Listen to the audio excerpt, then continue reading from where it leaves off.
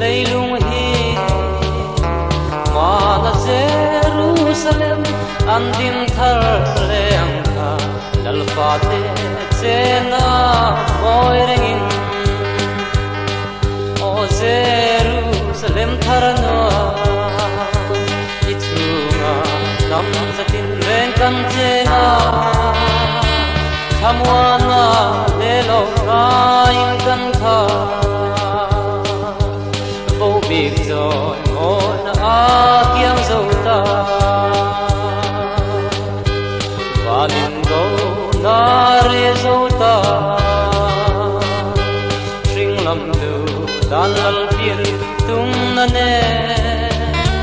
Swale ram hoi tiang dong na ni ro quia Cao nên hallelujah O Jerusalem tharana itunga nam zatin ven kan chenga kamwana lelo kain kan tha vô big joy o ta kiang zo ta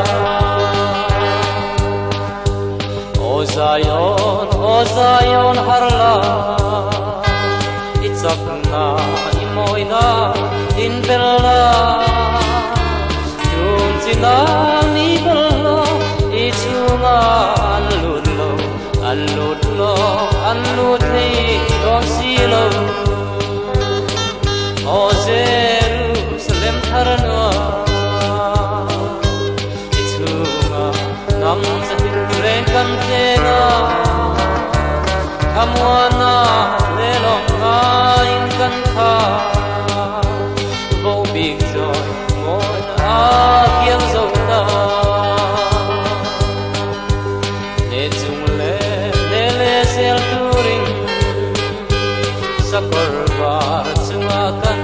rom chuang e Kan in ral thuam na te chu tik na le bel na Lalo kong sukan kian don silo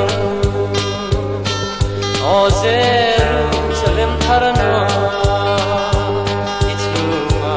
nam zatin ren kan chena Kamwana